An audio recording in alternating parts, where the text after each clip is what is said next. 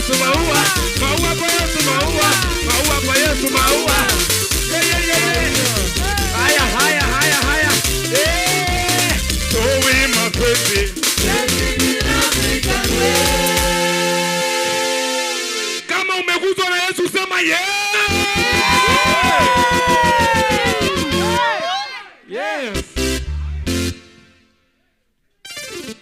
Kuna watu wanaitwa Wakamba. Wakamba wanasifu Mungu na mwili yote vile iko. Leo tunaenda kuwa Wakamba sisi wote. Tumsifu Mungu kwa Kikamba na tasikia akiwa mbinguni. Amen. Are you ready? Aya, tupe. Hapana, si kienyeji. Gitaa hapo tu. Shikia hapo twende. Hapo kila mtu weka gitaa hapa. Ai, tunaenda chini tu twende. Chini.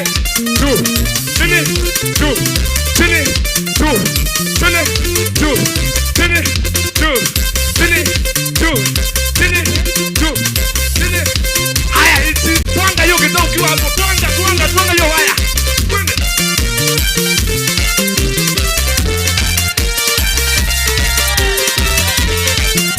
Pinya waya vizuri,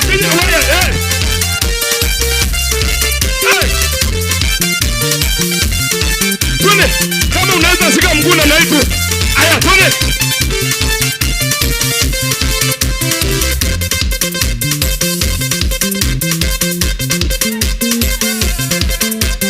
Gaiwa kwa ni munene, na ngaiwa kwa ni ngai.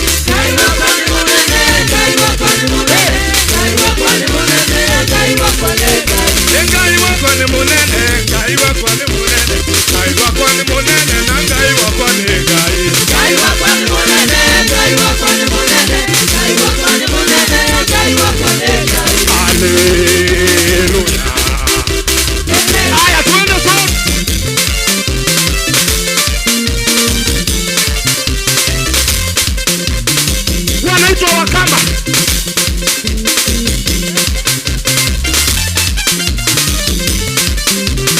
Ngai wako ni munene, ngai wako ni munene, ngai wako ni munene, ngai wako ni ngai. Ngai wako ni munene, ngai wako ni munene, ngai wako ni munene, ngai wako ni ngai. Oh tata tata, tata tata, tata tata, oh tata tata, tata tata, ate tata kawaya.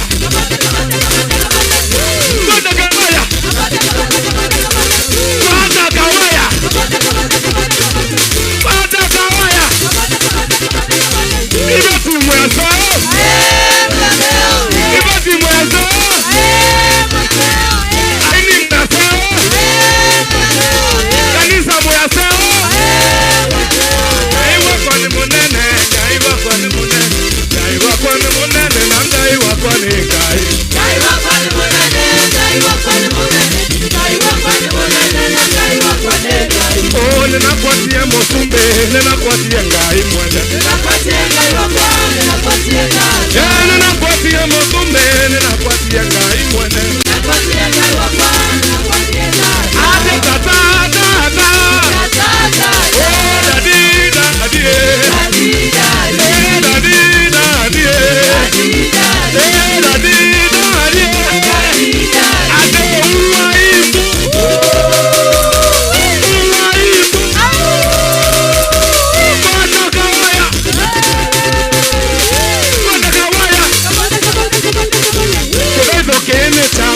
Tatabea wote.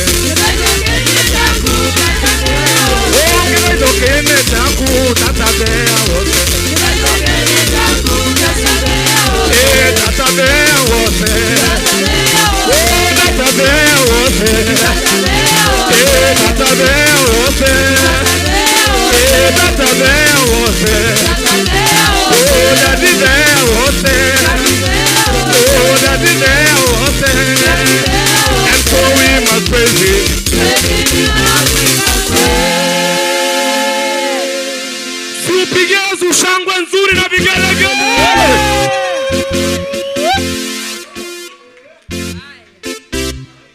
Kuna Waluya, si ndio? Watu wenye wako na nguvu Kenya yote. Luo. Hapo sasa. Uliza jirani uko na mabega. Huyu anasema ana eti yake ni ya Mkikuyu. Uko na mabega odi? Aya, tupe. Ai. Weka tutu mawa kidogo na tumaringo. Ai. Ala.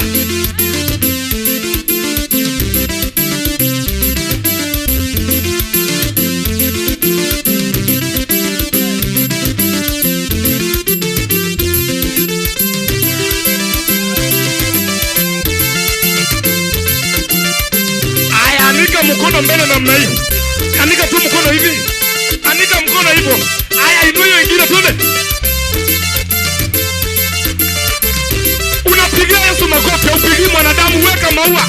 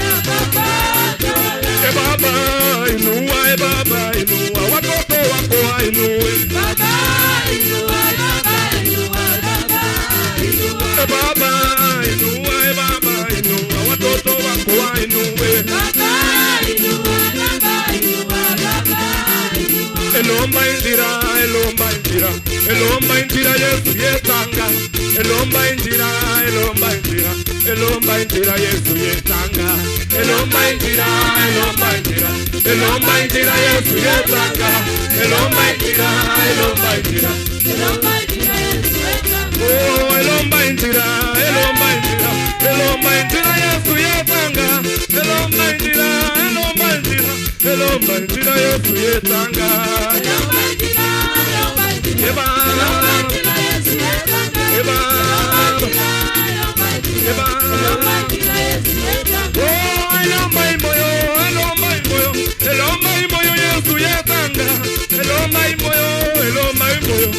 elomba imoyo Yesu yetanga Baba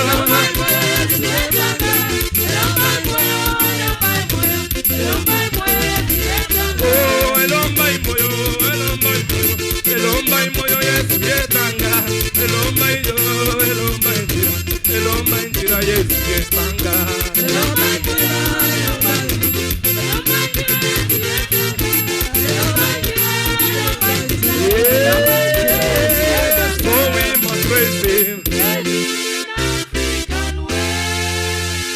Sasa tunamalizia. Haleluya. Tupe tempo 135 na ni Kikuyu tunaimba. Bwana asifiwe. Neno linasema Mungu anafurahi na anakula hizi sifa wakati ambapo tunamsifu. Haleluya. Amen. Gai wakwa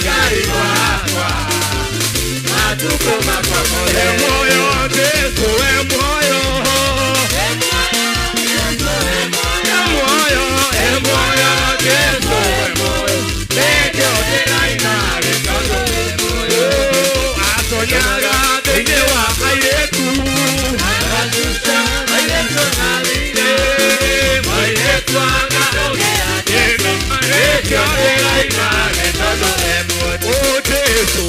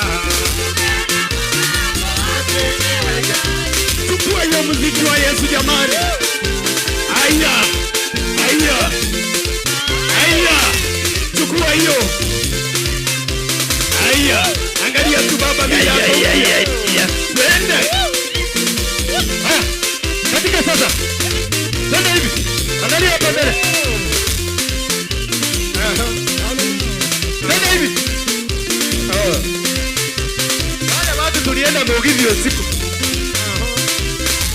Haya, geuka hivi. Tena pale. Ya. Lego diereu. Haya. Weka mikono yako mbili hivi. Sasa nikupa, kwenda. Lego ingine adege. Ni Kenya Airways.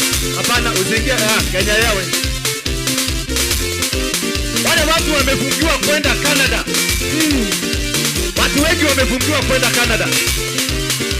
Sasa nataka uwafungulie. Watu wa Canada wanaingia ndege wanatolewa. Twende Canada sasa. Canada. Zunguka.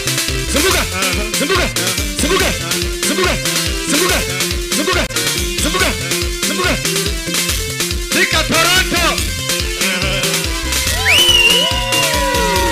Na hapo Vancouver.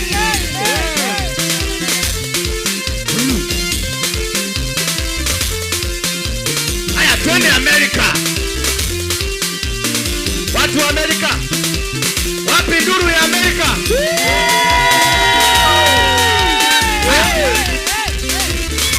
Kuna watu visa zao zimeshikwa na wachawi.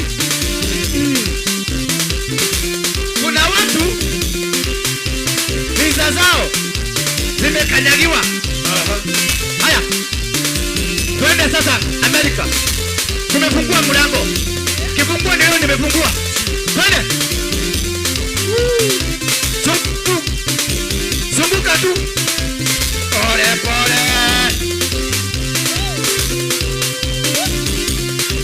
Haya. Kuna watu wanataka kwenda Dubai. Wengine Qatar. Wengine Saudi Arabia.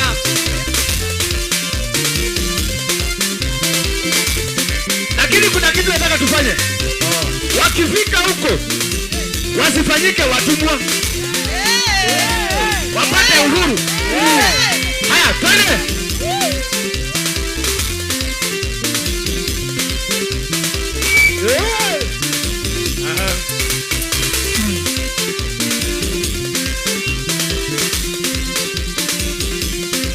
Haya.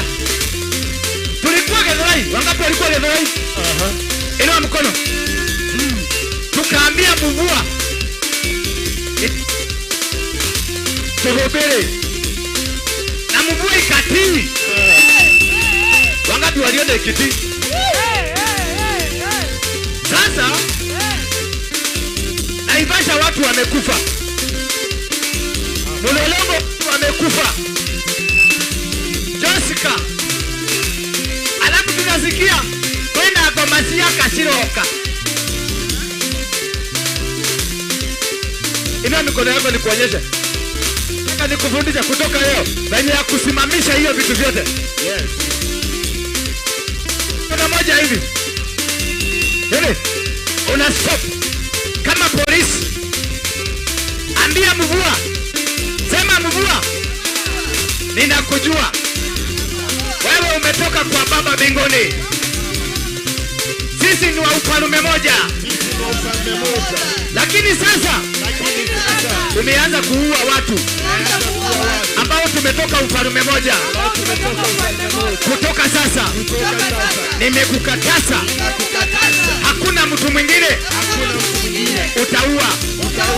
Na wewe mvua tunakuhitaji kwa sababu ya mimea na mifugo na kiu chetu. Kwa hivyo wewe kwa sababu hizo mimea, wanyama na baraka zetu usijaribu kukanyaga Kenya, kuua mtu hata mmoja. Tunakuhitaji uwe baraka, sio mauaji, sio laana. Na kutoka sasa wewe mahali ulitoka, hizo laana zilikuingia ndio uwe watu. Ninazirudisha, ninafunga Ninakufunga. Kenya, tunakuhitaji kwa wakati unaostahili, kwa sababu inaostahili, na kwa sababu ya baraka kutoka leo. Wewe ambaye mvua muuaji, hauna nafasi Kenya. Wewe mbomoaji, hauna nafasi Kenya. Wewe mvua muharibifu, hauna nafasi Kenya. Tumekuhamisha. Enda Somalia, enda Ethiopia, enda Tanzania, ama Uganda. Na hata huko ukienda, usiue mtu, uwe wa baraka. Sema amina. Thank you.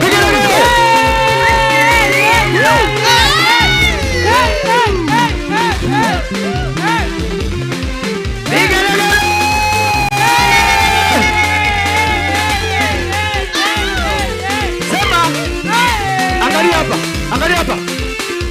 Nataka tubariki Kenya. Kenya is a blessed nation. Kenya is a trumpet. It's a nation God has. It's a child of God. Haya, ina mikono yako. Tubariki Kenya. Tutabariki kaskazini, tuenda kusini, tuenda magharibi, tuenda mashariki. Haya, tuanze. Kenya, kaskazini, Garissa, Mandera, Tana River, Turkana. Sema, bariki. Kukuwa na mizigo, kusiwe na wanyama, na watu walime, watu watajirike. Huko Mandera, Turkana, tuchimbe mafuta. Chimba mafuta.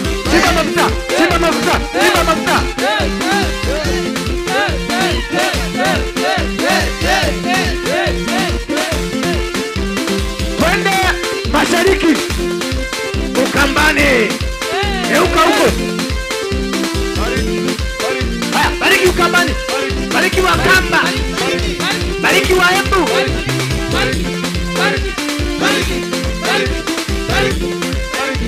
Bariki watu wako Mombasa. Lamu.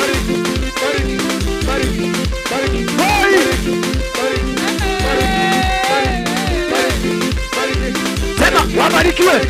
Baraka. Barikiwa. Hata kwenye bahari.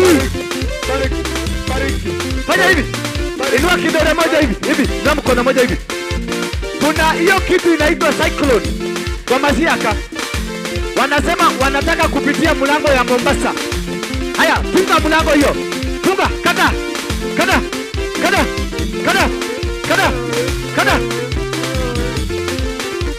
Kuja. Funga Mombasa. Weka gate, angalia. Weka gate. Mombasa tumeweka lock. Hakuna kwa Masiaka. Wapide. Twende kusini. South of Kenya. Haya, bariki.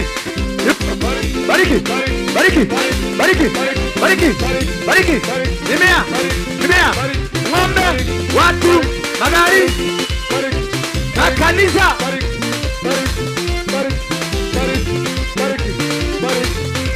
Tumeweka kifo ya accident. Kuhuri. Haya, twende Westana. Waluya. Awakisi. Watonya alile. Haya, huko kunatokanga matoke na mahindi. Haya, tuwabariki. Wakisi, bariki. Wajaduo, Wakuria, bariki. Nyamira, Siaya, Oyugis, Bungoma,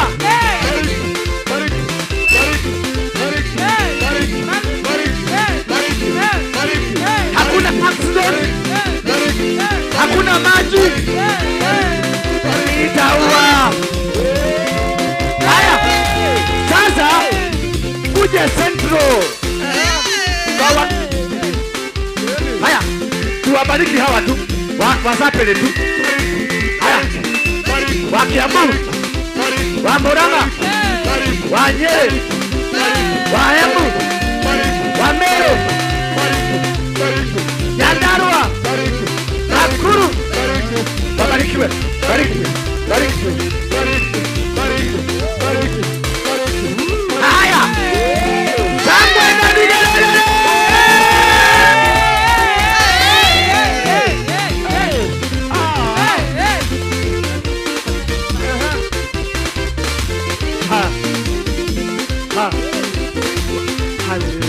Hallelujah. Amen. Thank you. Thank you. God bless you. Kalia viti zenu vizuri. Kiti ambacho kimejawa na muujiza. Watoto mmebarikiwa. You have a nice suit. You have a nice suit. Sema thank you. Thank you. God bless you. God bless you. God bless you. Mupate baraka. Mwalimu awafundishe vizuri na mupate mkue watu ambao ni matajiri, maprofesa, madaktari, mainjinia. Muende dunia mzima iwakubali, mupige biashara dunia mzima iwakubali, na mapasta na wainjilisti. Sema amen.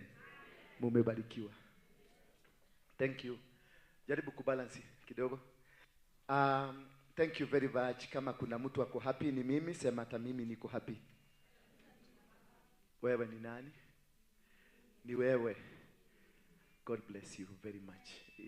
Mama, hello. Gedoliki hiana tere. Nikiera. Getigetie dikumugwaja. Gedoliki yakugeti okete ni undu wa murimu. Yokete ni undu wa judgment uremi. Ogwo judgment irathi guthira thutha thiku mugwanja. Wacha niwafundishe kitu kizuri muweze kunielewa. Maana kuna wengine wanielewi nikiwaambia kitu. Judgment ni ile makosa tulifanya, alafu Mungu akatoa judgment of our lives. When a judgment has been released, kama judgment, hukumu ilitolewa, hata utubu, hata ufanya nini? Kama Mungu alisema ni miaka 7, lazima utoboe miaka 7. Hata utubu. Hiyo ndio ubaya ya judgment. Bwana Yesu asifiwe sana. Na nani? Judgment lazima itoboe siku zake. So umekuja hapa, umeombewa, umeekelewa mkono, umeekelewa mguu, umeekelewa kichwa na magunia zote, na umepatiwa hadi maji na mafuta.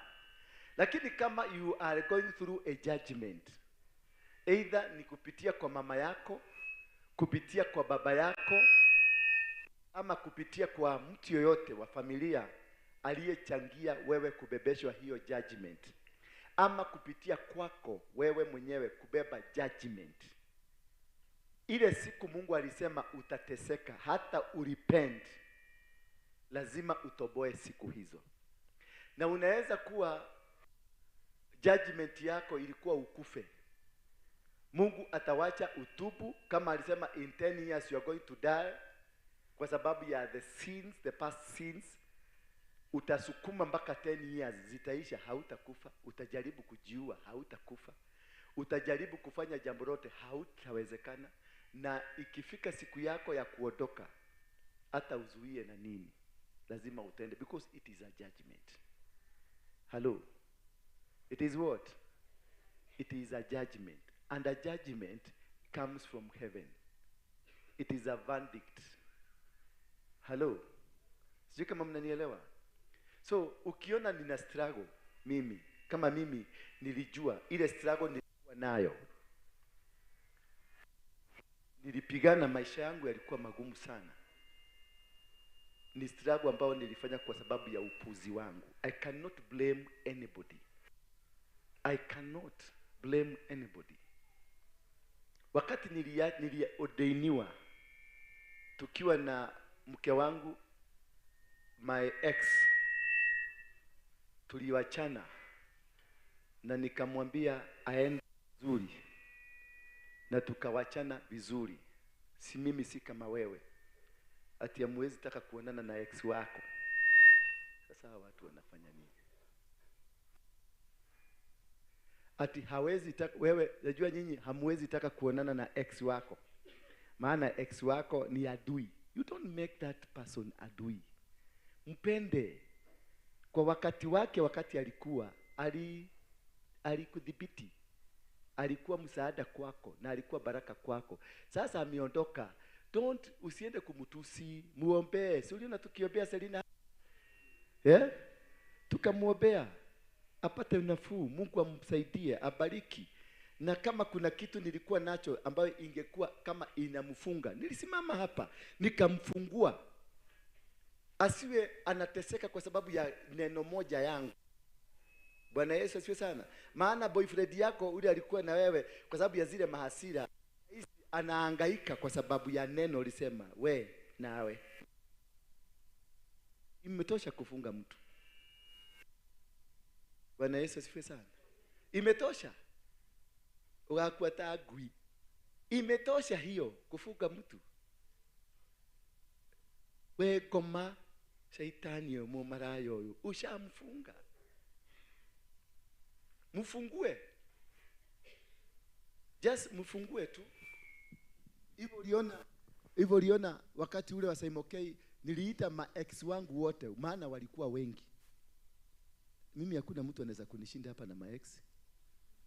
Walikuwa wengi, nikawaita wote. Wakanipigia, tukaongea kwa simu, tukafunguana, nikamwambia nimekubariki. Bwana Yesu asifiwe sana. Nimefanya nini? Nimekubariki. Ndio unajua naweza kuzeeka. Na yeye akuwe Yesu amezeeka lakini ako na tuma vitu. Na akuwe ni yeye tu naweza kukibiria. Ukienda sasa kukibiria unaweza kumkumbusha na kwambia ni uramenya mimi nitazeeka mpaka meno ing'oke. Ni uramenya oya waje kile. Na is this the only person ambaye anaweza kukusaidia then? And even in any case, kama hata kusaidia ama atakusaidia, continue being a blessing to them that were in your life. Be a blessing to them. At that time you enjoyed. See, you enjoyed. See, you had that man. Muka enjoyane. See, the siku ulikuwa namuita honey, baby. Bado lijiandika. It is still written in the books of heaven. Honey is there. Ile ulimuita hiyo siku. Teko dorauru. Teriu gwaji yako. Hiyo jina honey bado iko. Imeandikwa. Kukitolewa vitabu utaangaliwa kuna siku ulimuita honey. Kuna siku ulimuita baby. Kuna siku ulimuita bujubuju. Kuna siku ulimuita keheheji kia goro yako. Kana tiguo? Kana wewe ndwari mundu wetaka keheheji kia goro? Kana wagitaga githeremende? Ohoro ukenagia nginya akuru.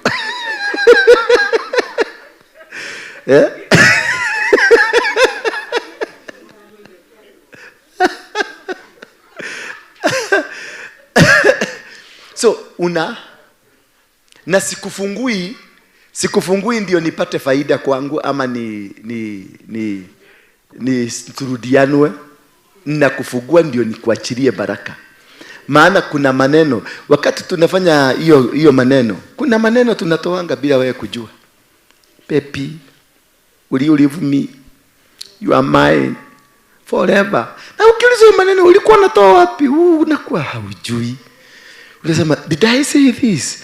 No, because ulikuwa mogoroki saa hiyo. Na mogoroki hiyo ilifanya utoe maneno. Hiyo maneno ndio nataka ikufugue. Sikusamehei tu ama sikuachilii turudianwe. No. Naiwa. Ndugathi kumurekera ati nigetha ati uri ruri kumurekera ajie maundu maria make ajie kunjira ni arenda gucoka kumurekera riu gucoka guthia ati riu ni ngumwika ati acha murekere no mwire ati riri I'm not doing this because of anything. I'm doing this because I want to meet you in a hotel and I buy you a cup of tea. I want to meet you in a bus and I pay for your ticket. I want to meet you in a foreign country and I stand with you when you are down and you stand with me when I'm down. Bwana Yesu asifiwe sana. Nikiwa na wedding nitakuiza kama sasa tunatayarisha wedding. Penina, committee umetengeneza ya wedding? Yes, tunatayarisha wedding. Hello.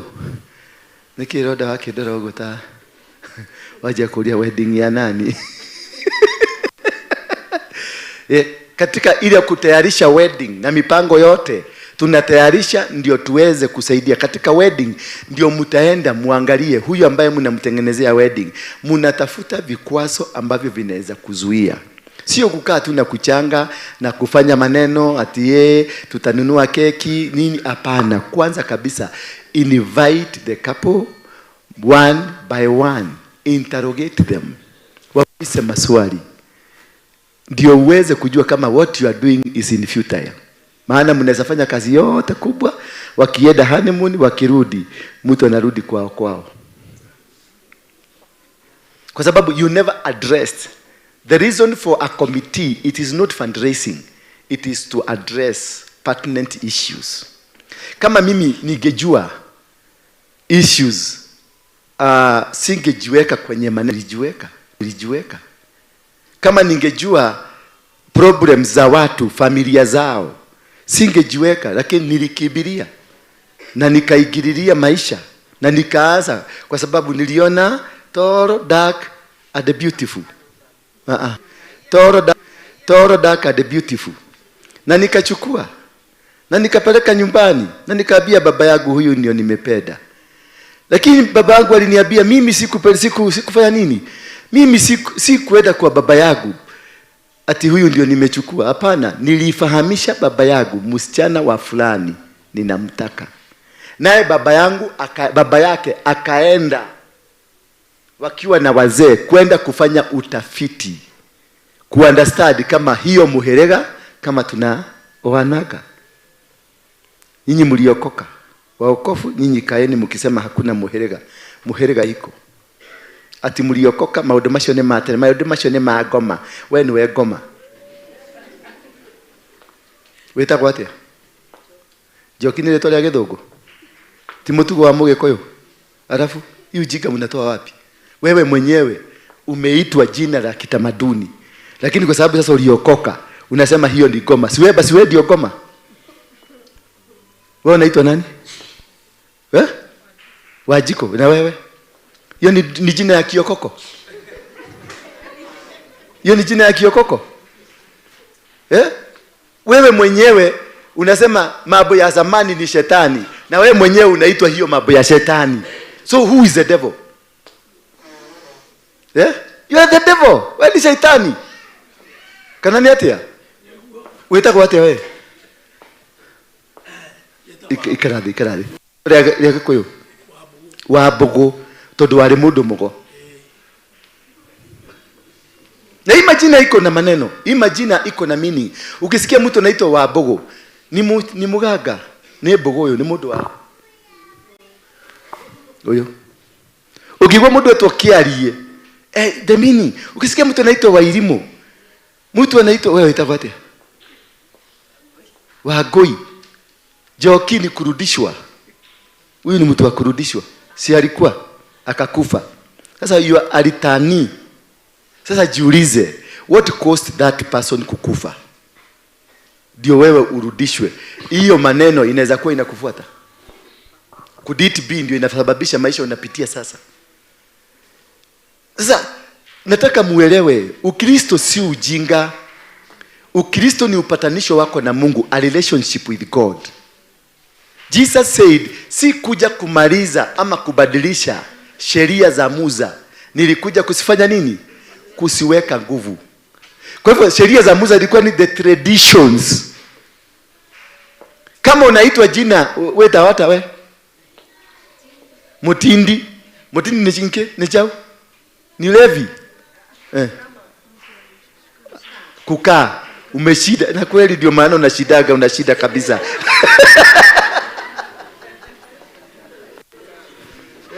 Enda wa mutindi, to ni atidaga. Ulijua hivyo. Ulijua hivyo. Na wewe unaitwa nani? Ngena. Ngila ni nini? Ngila ni chao? Na Kigamba? Ngila. Si kunyamaza? Mtulivu. Ngila. Mtu akuruka. Gokera. Gokera. Kuvuka. Si unaona sasa? Sasa wewe unaitwa ngila. Nikikwambia uende kwenu ufanye utafiti, unasema maundu macio Yesu ni atukurire. Na rĩtwa rĩrĩa ukuĩte nĩ rĩake. Te maundu macio nĩ twatumire kũu nĩ kwa ngoma. Rĩtwa rĩu wĩna rĩo nĩ rĩao. Waithe tu ũkĩrĩ ngoma. Atĩ kĩrahunjio kĩrĩkũ gĩkĩ ũmũthĩ. Kĩu nĩkĩo ngũmũhunjĩria, mwende kana mũtiende. Ũrimũ tũrute haha. Nigetha tuyohorithe tujifunguanishe na laana ambazo tumebeba kutokana na majina. Shosho yako anaitwa nani? Wewe unaitwa nani? Magere. Sasa nani? Magere ni nani? Shosho. Unayonanga shosho ndani yako? Tabia zako, sura yako na mienendo yako. Then how na umeokoka? Sasa wewe ni wa shetani ama ni wa Yesu? Na bado unaona shosho tradition. Na shosho alikuwa na vituko sana vya kiugaga, si ndio? Na ukijiangalia unakuwa na tabia kama hizo, si ndio? Tuongee tu kweli. Mimi naitwa Dora.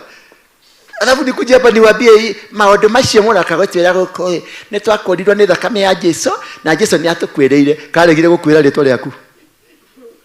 Ni kuriganirwo ni ritwa ryaku. No, nataka katuwagi kama watu tu. Siko ubaya, mimi siongeagi vibaya. Ni maswali na waulizaga kwa sababu kule mlitoka hamzoei kuulizwa maswali. Ndio mnaonaga nikiongea baya. Na mvumilie tu niongee baya mpaka akili zirudi timamu. Kuvumilie tu. Kama utaendelea kukaa chini yangu, jeterera tu etikera tutwarie.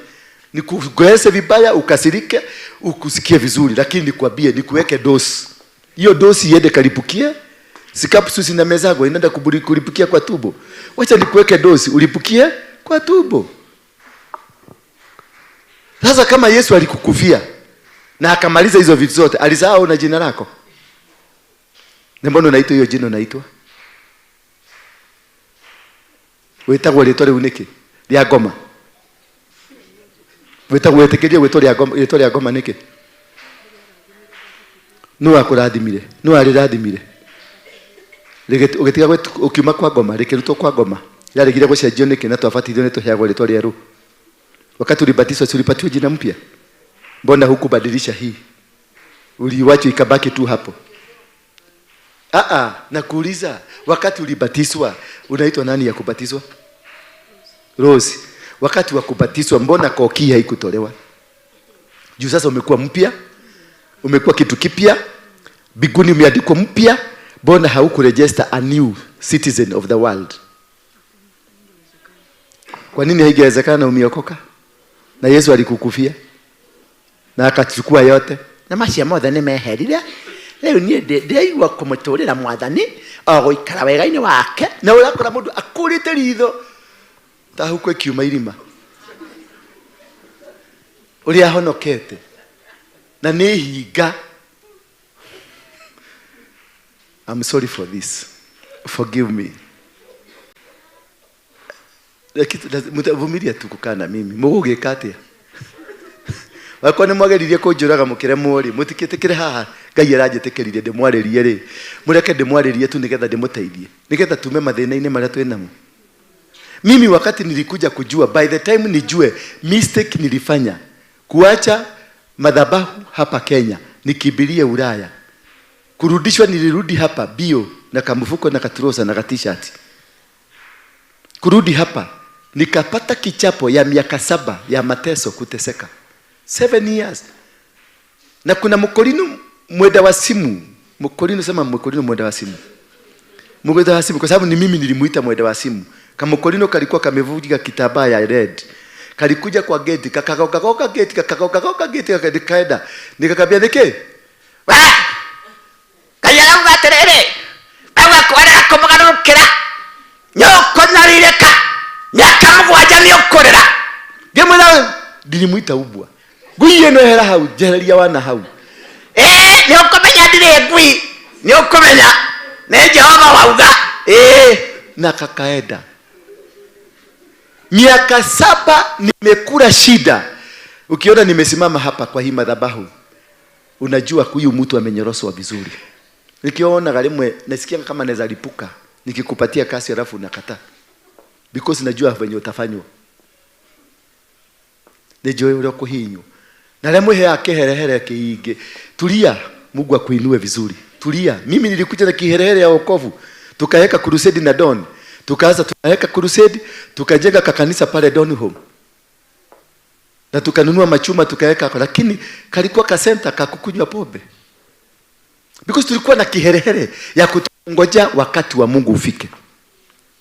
So there is 2 things: waiting for that season of God and doing the will of God. Unaweza kuwa uliambiwa utakuwa mnabii, lakini kuambia umekuwa mnabii, it does not mean umekuwa mnabii. Ogoja, jitayarishe, kaa, utengenezwe, uundwe mpaka ukuje ukuwe mnabii. Kuna siku zitafika, utainuliwa. Bwana Yesu asifiwe sana. Nikikumwagilia mafuta sijakutuma kazi, niko kuamura da kuamura. Ni I have set you apart. Ndio upelekwe jikoni, utengenezwe. Kumwagiliwa mafuta ni kupelekwa wapi? Jikoni, uudwe, utengenezwe. Maana hapo ndio unakaragwa vizuri. Kama uko na spirit ya bitterness, sasa hiyo ndio utakutana na kila mtu anakutusi, maanti wanakutusi, watu wote itora igima wanakutusi, kwa sababu Mungu anashughulikia nini? Bitterness. Kama wewe ni marigo, unaendaga unakanyaga hivi, Mungu atakukulisha shida mpaka uende ukaoshe watu nguo.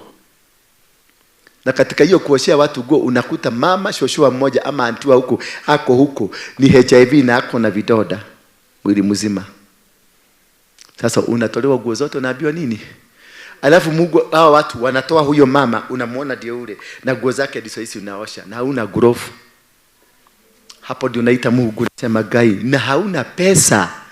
Nyumba haina chakula, hata breakfast haujakunywa kwa sababu ya tumarigo. Magi, tumarigo. Teko tumarigo. Najua Magi akikuja hapa alikuwa na kanyaga hivi. Siku hizi ametulia. Siku hizi ametulia. Mimi mwenyewe ungeniambia kitu nikusikie. Ungeniambia nini? Nikiugejira. Dora waroige. Mimi uniambia nini? Lakini sasa hata katoto kakiogea kakipita pa nasema, ukugagatia. Na nikupita kanapita. Kanaenda hakaogei na mimi. Maana vile nimetengenezwa, nimefiinywa Beatrice. Kufiinywa utafiinywa vizuri. Gila maitho limacio maraite kama tige goite kama icio, goite kama ithori maiguru. Tondu macio raita ne magoku thi.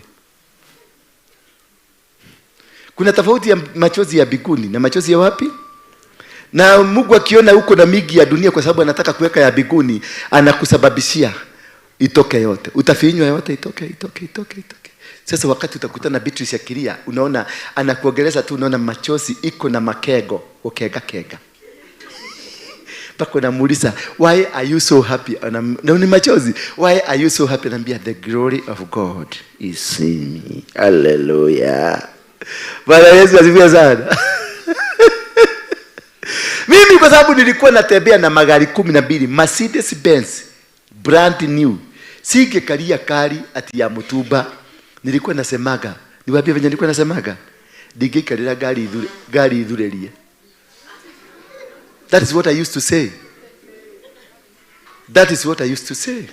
Ati siwezi kalia kari imekaliwa na mtu mwingine. Nilikuwa naenda DT Dobi. Gari mpya. Iletwe gari mpya. Hizo gari zote mpya zilichomwa, ziliteketezwa. Nilijikuta nimepanga laini hapa Railways. Na unajua laini, wale watu wanajua laini yako za Railways. Ilikuwa inaenda. Alafu ukifika huko kuingia gari, unaambiwa hauingii gari haziendi. Kwa nini? Ukiuliza unasikia wewe ndio umefanya gari zisiende. Sasa ninatoka hapo Mguu mpaka Kenyatta. Kenyatta wanaenda wakitagasa kwa sababu wanaenda wakiniona nikipada. Kenyatta nikifika Kenyatta nasikia gari zote zimefungwa. Hakuna gari inaenda. Natoka hapo Mguu napada mpaka Dagoretti Corner huko. Ndio kukue usiku niingie gari wasinione. Mimi mwenyewe singekalia gari ifanya nini? Nimenyambiwa. Nilitembea mguu sasa. Nilitamania kupata baiskeli inibebe nikakosa. Kuna siku nilitoka Nairobi mpaka Ngong nikafika saa 8 usiku na kulikuwa kunanyesha. Nililipa ile mweteo yote nililipa cash. Nikafukuzwa nyumba nikaenda kukoboa pale Matasia. Ukienda pale Matasia kuna mahali kuna kanisa ya hii watu wana Jehovah Witness. Hapo kuna nyumba ya bao iko hapo. Nilienda nikaingia hiyo kinyumba bila pesa, nikakaa huko. Nikakosa pesa ya kulipa rent. Nikaenda nikakaa, ndio mwenyewe akikuja tupambanie na yeye hapo. Nikachuna mboga za wenyewe usiku maana sikupata pesa ya kubuka. Nilikuwa nalala Intercontinental. Na authorities nasema nipatiwe my chef to deal with me. My chef. Nilikosa kisu ya kukatakata boga za kuiba kwa shamba ya wenyewe. Nikachamusha. Nilikuwa nakula hivi na gartarura kinyeni. So when God is dealing with you, he will deal with you ruthlessly. Na ukikataa umwagiliwe mafuta hivi, waiterelio maguta, ucoke urire wira wa Ngai, uthie kundu kungi, uthie bururi ungi, wende mahali popote, wende utoroke. I'm telling you, hata ufanye nini utafinywa na atakuzima kama kanyitira pole pole. Ukifika katikati uone urudi kwa kazi yake, atakubadon. Lakini ukiendelea kuwa mang'aa ati wewe ni mjuaji, wewe atakufinya pole na watu watakuona ukiwa very good for example of how God works. Na dakika ya mwisho utawekwa kwa mchaga na dunia itabaki kuwa dunia. Dunia itabaki nini? Kuwa dunia. Na maisha itaendelea. And God na ataendelea kuitwa nani? Mungu. Kwani ni watu wangapi wako hapa chini na Mungu bado anaitwa Mungu? Na bado mnalilia Mungu. Lila bashanda lalala, likayara. Na alichukua generali mzima wa Kenya mzima. Komanda wa Kenya mzima. Sahi na alizikwa bila saduku. Na wakasema sikwa uchi. That is God for you. Na dunia ilikosa kuendelea. Sasa tuna mtu mpya wa KDF na wanaendelea na shift. Yes sir. Na dunia inaendelea. So it doesn't matter what kind of a person you are. Humble down. Mwambie mwenzako humble down. Ndio naona tunasameheana na ndio tunalilisi watu. Na ndio tunakuja hapa na chukua microphone tunaombea watu. Sikuombei unilipe. Sikuombei unisugumusie vizuri ama tusaidiane na wewe. Hapana, na kuombea kwa sababu Mungu ameniambia nikuombee. Otherwise na kuombea wewe ni nani kwangu? Wewe ni goe. Ndio kile hana karashi yako. I don't know you. Wewe nakujua wewe ulitoka wapi kwanza? Kodwa kwa magana kwa wewe. Huyu. You see, all of us we are here. Si wajui, and it's not in my plan to want to know you. Sitaki kujua historia yako. Nataka tu ile Mungu ameniambia wekelea huyo mkono na uwekelea unaenda. Na watu wengi sasa ndio unaonanga mimi si wale wanabii ati lazima uchije, lazima utoe, lazima ufanye ati ndio kitu ifanyike. No. God has given me a special. Me I'm here on a special mission. Kuna watu wanakuwaga kwa dunia hii on a special mission. Me my word alone. One, nikisema ukikuja as long as umetimiza venye Mungu amekutuma ukuje. You don't need my prayers. I don't need pray for you. Watu wengi wanasema katamaka modo sio ulitaka sadaka hii. Nada hoyaga. Sasa ukitaka wanang'ang'ana tu ati aliyokiwa kemwa. Si mimi nilikwambia ulete. Agnes, si mimi nilikwambia ulete. Ni Mungu alikwambia. Mimi nafuatana na kitabu cha Deuteronomy 28 verse 1 and 2. If you obey the word of God diligently and faithfully, these blessings shall follow you. So as long as you obey. Mungu alikwambia peleka 50,000, peleka 10,000, peleka 1,000, peleka 100. Kuna mtu anaambiago peleka 10 bob. Hapa, wekelea hapa. Wewe wekelea na uende. Huhitaji mimi. That's enough. Kuongea na mimi it's enough. Kukusalimiana wewe mwega ede mwega utapona hivyo tu. That is how I am. Si mimi hata hiyo story, hata hiyo mambo mingi inafikaka katikati inapotea. Ati baba ninakuomba ramashanda kata reka motototo. Hapana. No, I am called not like your pastor, your former pastor. I'm called differently. Nikikwambia umebarikiwa nenda, just go. Uliza mama pale atakwambia. Huyu walikuwa nataka tuongee mauogo, tupage mauogo. Nikamwambia wewe kwenda nyumbani, enda utulie, tupaga wewe Mungu atapaga. Ako wapi? Ako mahali fulani, Mungu atampaga. Sasa huyu na yeye na hata alikuwa ameandika full scope gapi? 3 venye tutapaga uogo. Mwenye kupagiwa aende aongee uogo hakuongea. Mwenye hajawahi ongea mtu wako na alikuwa miezi 3. Mtu wa miezi 3 ndiye aliongea. Huyo mungepaga na yeye uogo namna gani? Mtoto wa miezi 3 akaongea. Mwenye alikuwa anafundishwa venye ataongea uogo alinyamazishwa na mtu wa miezi ngapi? Hata yeye alistuka kakiona kakiongea. Na kutoka hapo maisha ikabadilika. Because of the word of God. The word of God is enough. Be blessed is enough for you. Nikikwambia be blessed is enough for you. Wait for that season. Once I say blessed, be blessed. Now go sit down. Wait for the blessings to come. Don't try to rush. Ati kumari ya twahoire maundu matire maroka wega. Tuhoyete riu mieri 3 ni yathi guthira na maundu matire maroka wega. Reke ngwire, you don't plan for God. Me is to release the blessing upon you. Leave the rest to God. He will do it at his appointed time. Say, my God shall provide. My God is a provider. My God always has never failed me. And my God will always never fail you because you are a child of the Most High. Bwana Yesu asifiwe sana. On 31st December niliwaambia Kenya tutaingia mahali pa near rapture.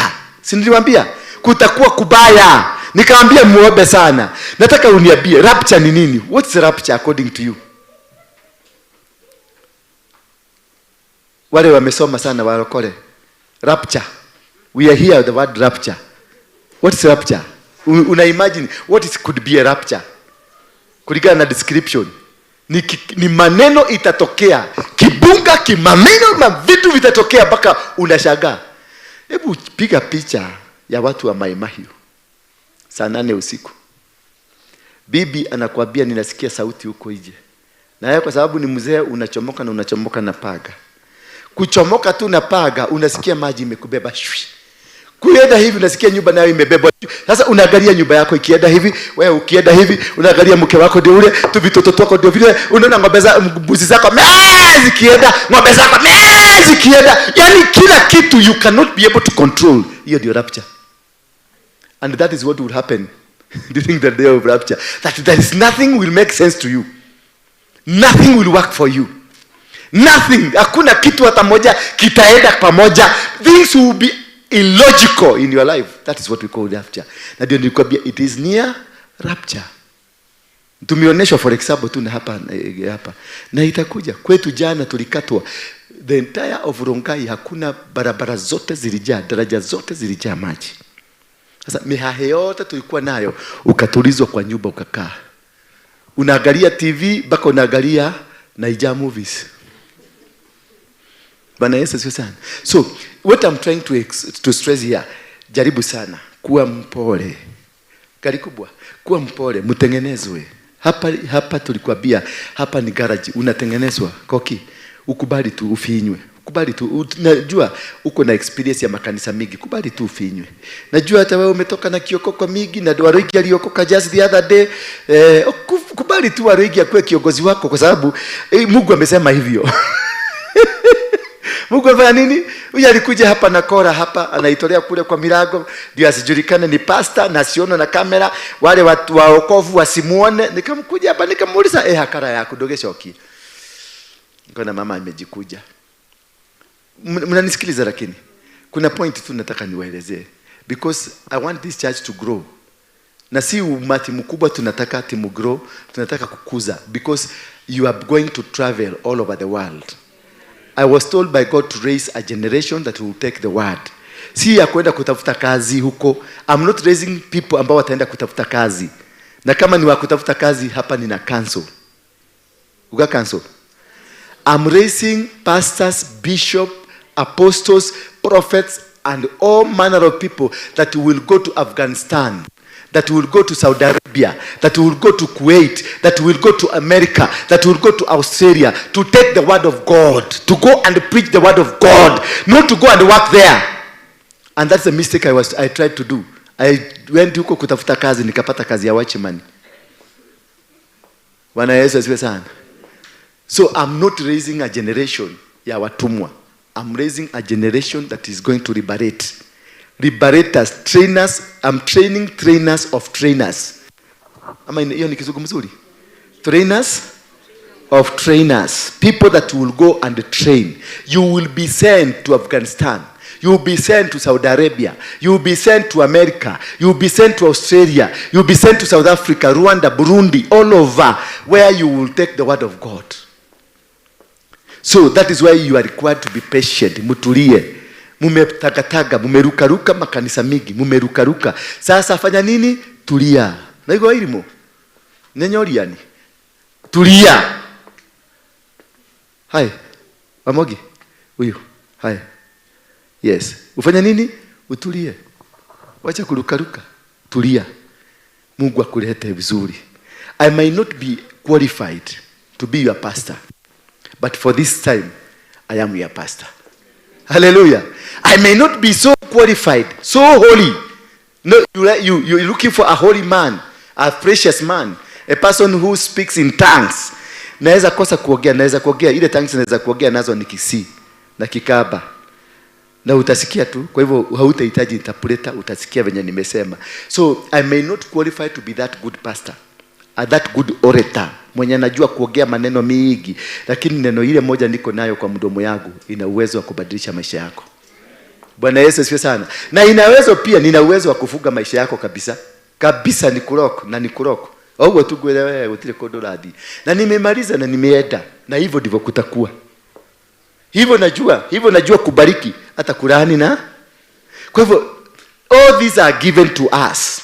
They are given to us so that we can become a generation that can be a blessing to others. These are given to us so that we can make a difference. This church, kama tungekuwa ni kanisa, tungeingia hapa kwa Wajiro, tungeingia hapa kwa Fibo ya Musa iko pale, tungeingia pale kwa Shakaina kwa kina Magi kuli alikuwa, tungeingia hapo kwa Magi Karioki, tungeenda hapo chini kuna Wakorino wako hapo chini, tungejoin hao. Hata hawa tungewaambia uko Dadora ni mwikira wako. Au Taring, tungeenda huko Taring na tuiwajoin na tukae huko. But God told us come and raise an altar. Bwana Yesu asifiwe sana. Aliniambia nikuje niinue madhabahu. Hakuniambia nifungue kanisa. Aliniambia niinue nini? Madhabahu. Ndio watu wapate kufunguliwa kutoka kwa madhabahu gani? Maana this is an international altar, a well. Mahali kila mtu dunia mzima watakuja kukunywa maji hapa. Hii mwaka haitaisha kabla hujaona wazungu wamejaa hapa. Niliwaambia hivyo. Mtawaona hapa na wakikuja watakuja na kiberebere yao ya wazungu, lakini wakifika hapa wataondoka wakisema I have seen God. I've never seen God. Bwana Yesu asifiwe sana. That I have seen. Unaona wazungu wengine wako hapa. Hi. Morgan. Guten Morgan. Good morning. Yes, unaona hata mimi najua Kijerumani. Sasa mmoja takanya janeke, mwana atadenya janeke. Bwana Yesu asifiwe sana. Therefore, when we say that my Lord shall provide, let us look at the Genesis 26, chapter 26. Then we shall be going to Philippians 4:19. And after that we shall be looking at Psalms 37, 1 to 40. Then tumalize. Guy, yani ile story ginya madira. Ama ilikuwa mahubiri. Ni mzuri?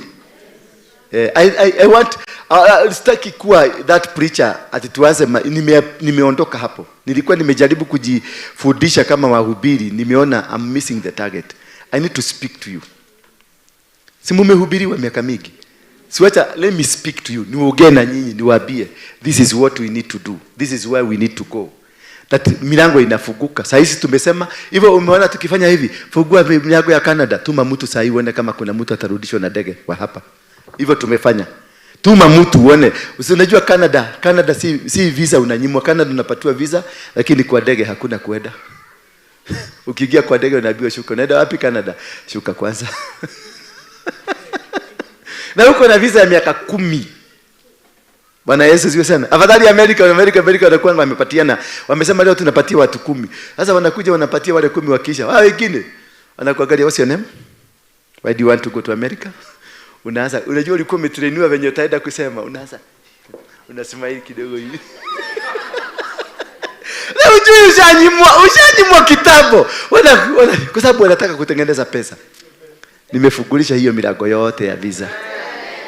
Bwana Yesu asifiwe sana. Any door, international and national doors ambazo zilikuwa zimefungwa kwa maisha yako, nimezifungua katika jina la Yesu Kristo. God will never forsake you nor leave you. God will provide for you whether you like it or not. Sasa tuangalie kitabu cha Genesis 26. Somebody there? That God supplies because he got a promise to fulfill. That is why God will make a surprise. Genesis 26 verse 1. Tuanze verse 1 too. There was famine in the land beside first famine that was in the days of Abraham and in the days of Isaac, when to Abimelech, the king of Philistine. Angalia sasa, there was a famine that went 3 generations. The day of Abraham, the day of Isaac, and the day of Abimelech. Those are 3 generational famine. The problem ambao unaipitia ilikuwa na anko yako, ilikuwa na shosho wenu, na ilikuwa na shosho wa shosho. Now, there was famine in the land beside the first famine that was in the days of Abraham, and Isaac went to Abimelech, king of Philistine, in Gerar. Then the Lord appeared to him and said, do not go down to Egypt. Live in the land the land of which I shall tell you. It is not what you choose. It is not what you want to become. It is what God wants you to become, because there is a promise behind what God wants you to become. Then the Lord appeared to him and said, do not go to the land of Egypt. Live in the land of which I shall tell you. Next, please. Dwell in this land, and I will be with you, and bless you. For to you and your descendants I give all this land.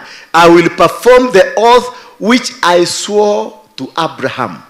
That's where my point is. That there is a swearing. There is a promise that God has with you. Has with a generation that you come from. A generation, your descendants. Because he says, you will dwell in this land. Dwell here. Do not go. And God said, I will show you where to live. Mimi mwenyewe ndio nitakuonyesha mahali utakaa. Kwa hivyo hakuna kuondoka. Huko utakaa, maana nitakubariki ukiwa huko. Hapo ndio maana Mungu amekuleta kwenye nyumba hii. Sio wewe ulitaka kukuja, lakini Mungu alikuwa na mipango ndio aweze kukubariki. Akamwambia Isaka, rudi usiende Egypt. Ulikuwa na mipango ya kuenda kwingine, lakini Mungu, because he has a promise that he swore to Abraham, he had to make this man come back to the promised land. God is a God that works in promises. Mungu mikataba yake si ukuje ubadilishe. Alimwambia Abraham, your generation will forever remain blessed. generation yako itaishi kuwa ya kubarikiwa. Watoto wako, watoto wa watoto, na watoto wa watoto wa watoto, na watoto wa watoto wa watoto wa watoto watabarikiwa kutokana na baraka ambayo nimeachilia. So you need only one grandfather who is carrying a blessing for you to be blessed. You need one grandfather who is carrying a curse in your family for an entire family to be cursed. Bwana Yesu asifiwe sana. Akamwambia Isaka, hauendi, maana I'm going to bless you, not because you are important, not because you are special, not because you are Isaac, but because there is a promise. Kuna promise, kuna maagano mimi na babu yenu anaitwa Abraham. There is a promise. God is a promise keeper, and he said, I'm going to maintain the promise. What is the promise do you have with God? What is the promise that your family has with God? What is the promise that your people have with God? Me, I know God had a promise with me. He promised me, if I follow diligently and live according to his will, he will make me a very important person in this nation. Bwana Yesu asifiwe sana. Am I not important now? Zamani silikuwa nasema uwezi kukutana na mtu amogeke. Na sasa hii unaliaga nikikwambia hakuna appointment. Analiaga kwa simu, oh yeah, man of God, kaiko heteirie. Lakini kuna simu alikuwa anaita shetani. Tikana gomeo. Nata anazima simu, anazima stima, stima, TV, asiendelee kuona hiyo shetani wakati nimeletwa nikipelekwa kamiti. Nasa kama tagimuhura maridadi na kuwa kue. But there is a promise God had over my life that things will change. He will use me to preach to people. He will use me to turn around generation. He will use me to raise up a generation that will conquer. Because he has materials to supply. The materials were created in the days of Abraham. When Abraham alikuwa anabarikiwa, alipatiwa na materials a generation. Maana aliambiwa, I swear to you, your generation will forever be blessed. Your generation will forever be successful. Your generation, nobody will fight it. Then all this God had said about Abraham, to Abraham, they were given to Abraham and they kept into the locker. The locker ya nini? Ya generation zake. Mkwela generation, kila familia iko na locker kule binguni. The locker written Kenyajui family. The locker written this Kenodia family. The locker written Mwandeki family. All these lockers are there. And everything that you require as a family, it is there. If your great-grandfather chose to be a devil worshipper, a locker is there containing your names. That is why you will struggle day after day. Unakuta wewe uko na ugonjwa, baba yako ni mgonjwa, mama yako ni mgonjwa, kila mtu kwenu ni wagonjwa. Kwa nini? Because kuna a locker that contains the problem you are facing. Until you are able to understand which loka yetu ni gani kama familia. Don't deal this problem as an individual. Don't look at this problem as you. Look at it from the background where you come from your family, from your generation. The Bible in the book of Ezekiel says that tell Jerusalem her abomination. It was talking to Jerusalem, telling Jerusalem, this is the problem endeavoring you. Hii ndio shida ambayo nyinyi familia mnapokea. Hii familia yenu inateseka because of the land and your origin is from the land of Canaan, and your father was an Amorite, your mother is a Hittite. Therefore this combination ndio inafanya hii shida itokee kwenu. Naye mahali popote Isaac alienda akasimama, akisimama tu baba yake anasimama. Angalia mpaka mauogo ya baba yake alibeba. Alienda na mwanamke kwa Abimeleku akadanganya na this is my sister. The same mistake that his father did, because they are carrying a lineage. Kuna lineage in your family that you cannot be able to escape it until you deal with it. There is a bloodline in your family. You cannot be able to escape it until you deal with it. You cannot evade that which is in your family. Wacha na hiyo kiokoko yako. Tini miokoka. Miokoka na huko hapa you are struggling. Mtu unasema I'm not struggling. Now you are suffering for 10 years sick. Unasema I'm not struggling. What are you? Wewe umefukiwa nyumba, unakuja kutuambia hapa you are not struggling. Hii ujika ya Ukristo, mjika mwingi ya kukosa kujielewa. We are on earth. Everybody on earth is struggling to live. We are as an endangered species. The devil is attacking us from there, kutoka north, south, kila mahali. We are being attacked. The devil want to finish us because he want to build his own kingdom. That is why anatutesa. We are all struggling. Kila mtu is struggling to live the way God wants us to live. Until you are able to understand, until you are able to come out of stupidity, hiyo ujinga tumeweka ya urokole kwa kichwa yetu, itanie de mohanaku,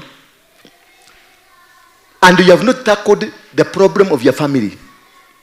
Isaac alikuwa anataka kuenda Egypt kwenda kutafuta chakula. Kumbuka 3 generation. Wakati wa Abrahamu kulikuwa na kiangazi, wakati wa Isaac kulikuwa na kiangazi, wakati wa Abimeleki kulikuwa na kiangazi.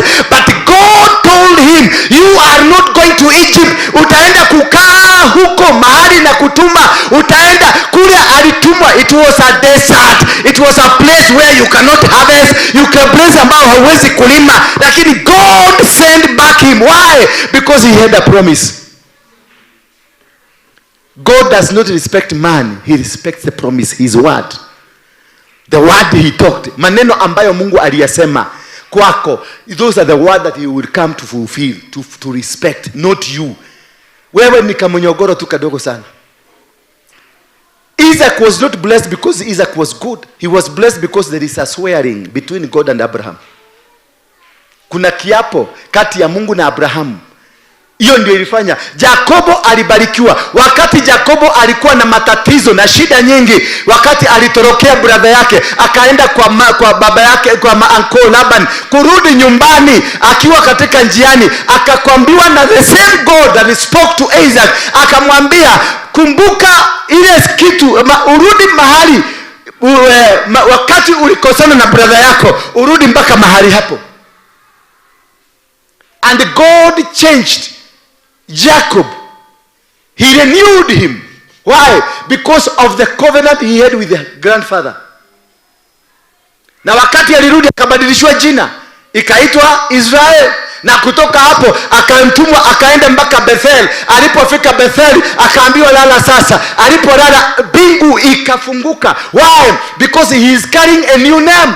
For the new name was meant to bring a blessing, to attract, to trigger the blessing of the grandfather. Tumesikia.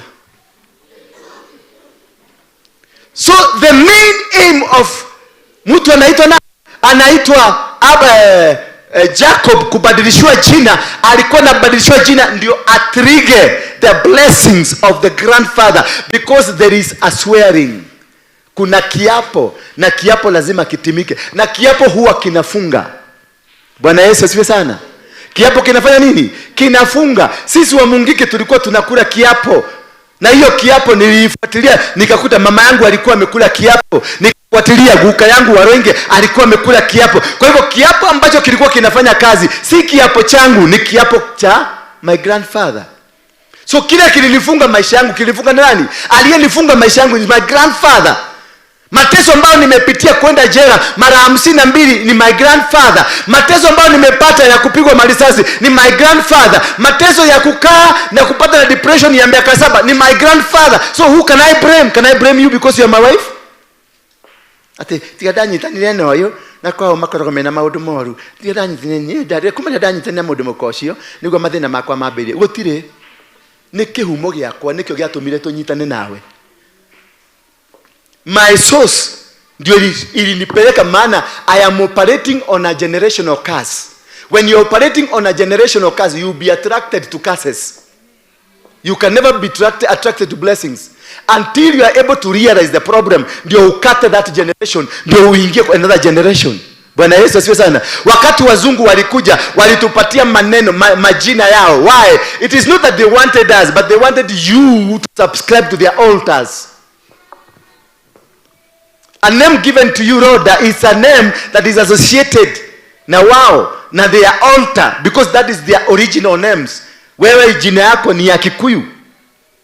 Bwana Yesu asifiwe sana. Na ndio nakuta tuko na matatizo. Mimi naitwa Hezekia. I don't know who Hezekia was.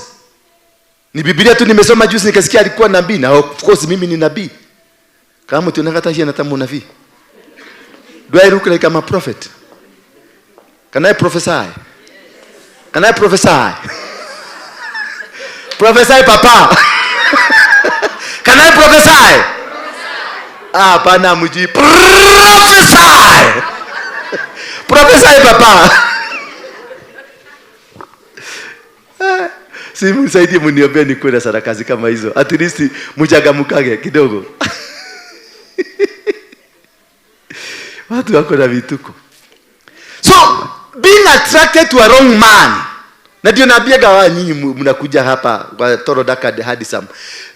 Understand me. Wacha kukuja hapa unakaa hapo unategea tu kama getutura. Unakaa tu unategea. Waetelea ile.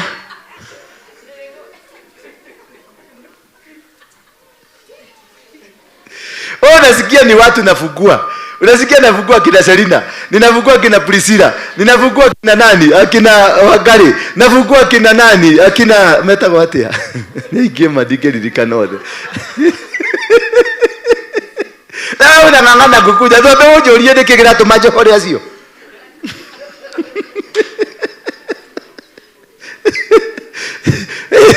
Sasa wewe ndio utakuwa, what will you? Wewe ndio mkubwa kuliko hao. Hao hata wamezaa na mimi. Tuko na damu moja. Na wewe hata wote tamaga ngoja tulela wako hika. Kwao.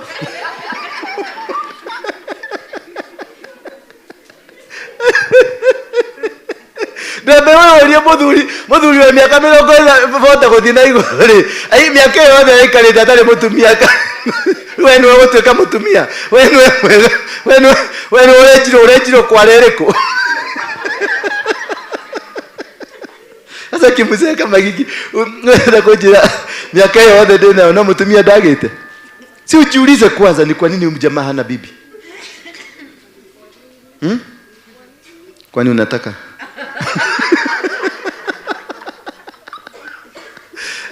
Jiulize. Wewe ni mdhuri. Ewe ni mdhuri. Wewe hauna uko na miaka useme miaka mama asemagi miaka. Sasa hivyo na umeseka. Jokere ude gokore hau ati ni ratwarithia gakari gaku. Jokende nyiterere jigane ndagia mundu. Na ndirehuria atiri miaka yothe mutumia uyu ri. Aturite agite mundu niki. Koki. Wewe najua hauna bwana. Sasa nikuje. Ati bwana amenibariki na bibi. Sasa hiyo nakuja ukira gonie. Niguo endaga ngonyite. Ikiria guoko ha.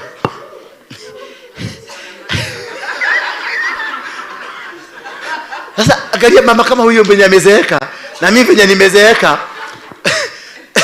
Hadi sasa tumepata. Na sijiulisi kwa kimya keyothe ri. Waregiro ni athu ni arumeniki. Na niye miaka yothe ri ndegeto ni akaniki. Simple calculation. Simple. Wacha kujiekelea kitu ambayo wewe mwenyewe watu wengine wote unafikiria wewe ndio umekuwa na macho peke yako ya kuniona. Wewe tu ndio uko na macho, wengine wote walikuwa vitumumu. Sasa wewe ndio getumumu, wewe ndio umeniona. Na mimi wanaume wote walikuwa kuoni, mimi ndio nimekuona leo. Na hata unakuta najifanya hivi. Niko kinyaga rethi ya wendo. Bwana asifiwe sana. Tuilia mundu ucio agite mundu niki kinyagia hau. Ndio understand amekuwa na wanawake wangapi? Mimi nimekuwa na wanawake zaidi ya 500. Kwa hiyo live yote ya Mugike ni was a king. Na muthamaki anakaga na alia kanyama kalia reda. Kana ti wado ito. Ucoke ruke, uthondeke ruwenwe mutumia mwega gukira acio. Wenda gutiririka magi, gutiririka mundu kega raini-ini iyo. Ati ukeri wikire hau ati my husband, the father of my children. Kwani wengine the father nilikuwa father of Matonya Usi.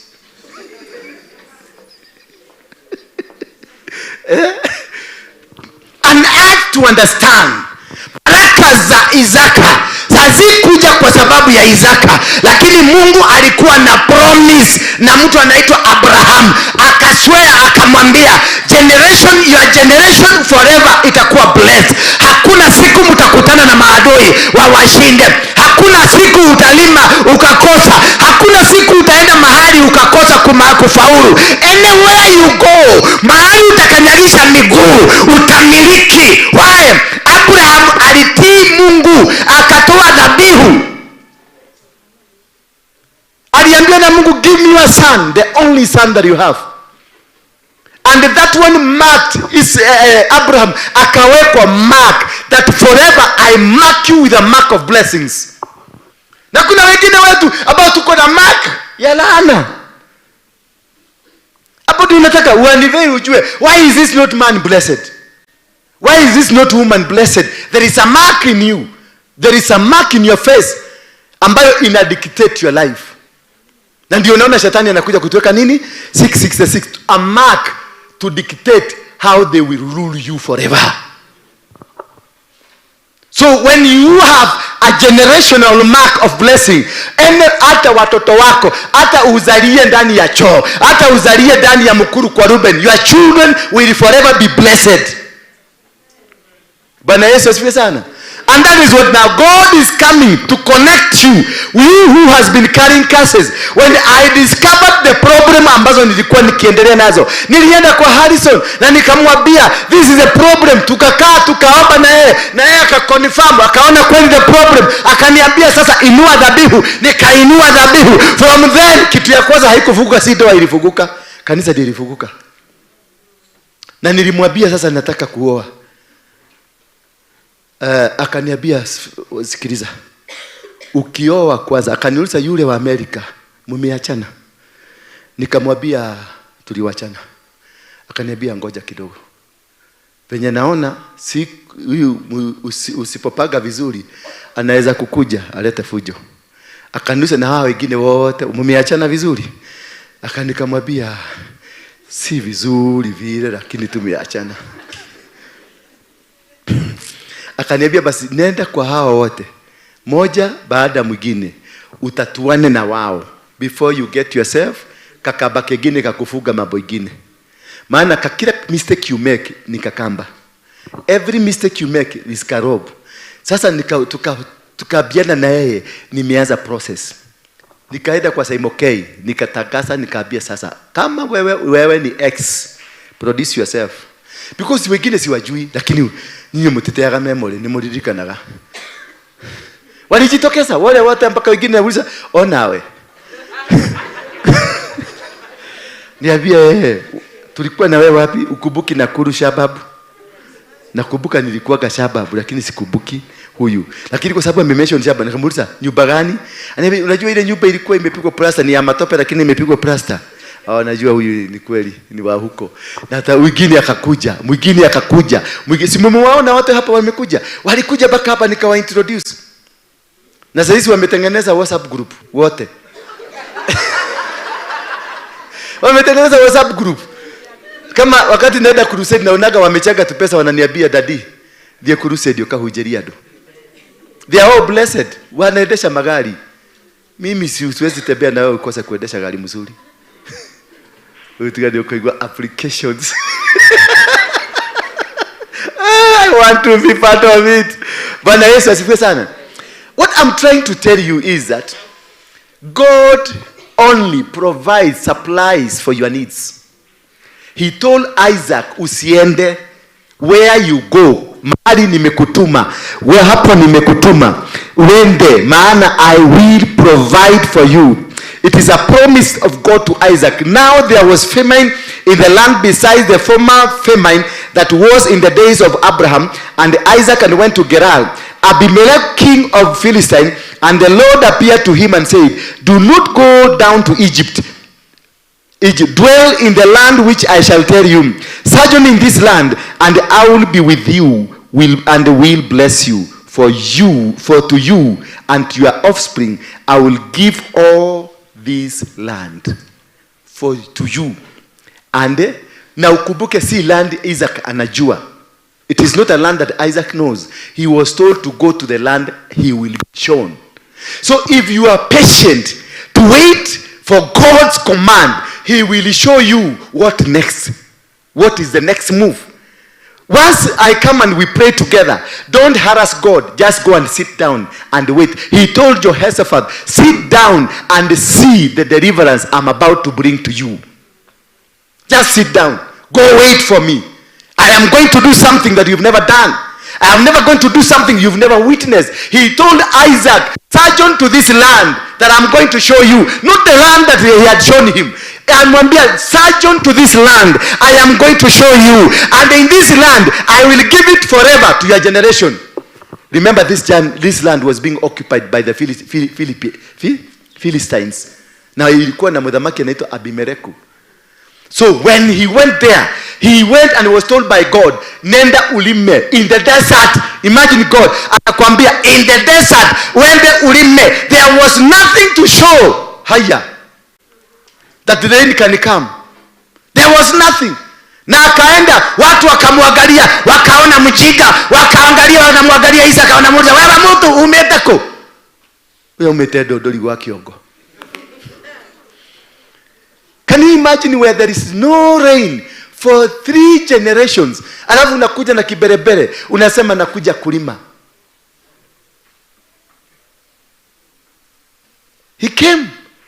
Mungu akamwambia, kaa hapo, ulime hapa. I am going to make you prosper, and the land that you utalima, I will turn it to be yours and to your generation. Every person that you come from you will inherit this land, because God is a provider of the supplies. It doesn't matter whether you don't have. Usianza kusema leo ule toma haha togo, it is not your problem. Ati unasema tukalime wapi na hakuna shamba, that is not your problem. Unasema tuende tukaanzishe biashara na hatuna capital, that is not your problem. I told you, I'll make sure you start businesses with no capital. Nyinyi mumekaa hapa, as long as you are faithful to God, mutafungua na usifanye hesabu. Just go and do hesabu. Unataka kazi ya kuuza nini? Unataka kazi ya kuuza mchanga. What is the capital that you need? 200,000. 200,000. Go next week. Utakutana na mtu mwenye anataka supply, na umuitishe, umwambie nipatie deposit. Uoperate na hiyo deposit. Next week imefunguliwa. We no gireda wira ha matire dishina itoga cia Nairobi.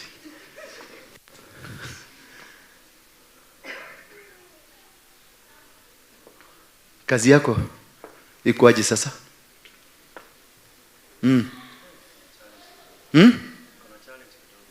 Usimame juu hata kama huniheshimu. Iko na nini? Challenge ya nini?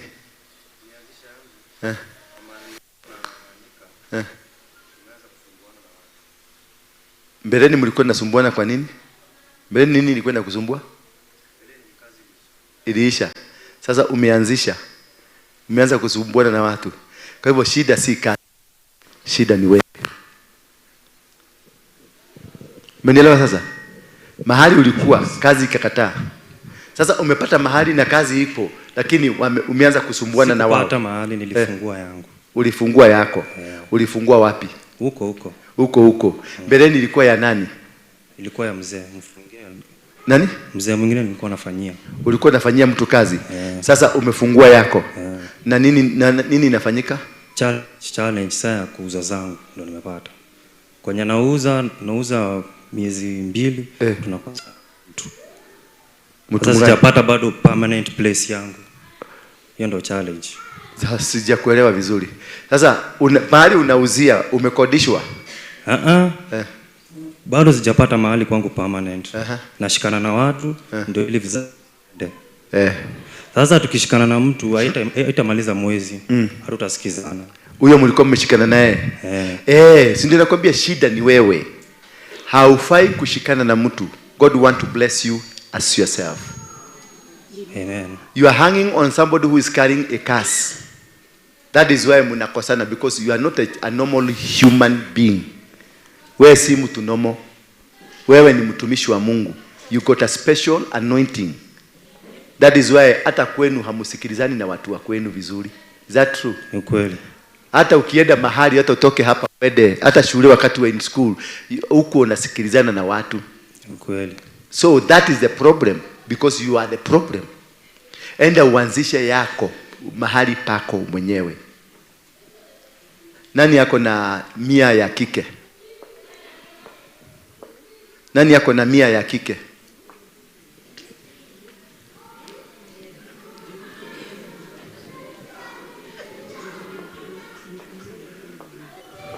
Nani yako na 100 ya kike? Niwige tawera. Uhiya na tawera ucio. Ni mwega. Igana rĩa kũrĩmwo.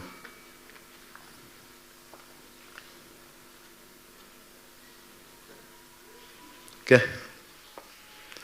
Hii ni pesa ya kike. Sijui mmeshangaa.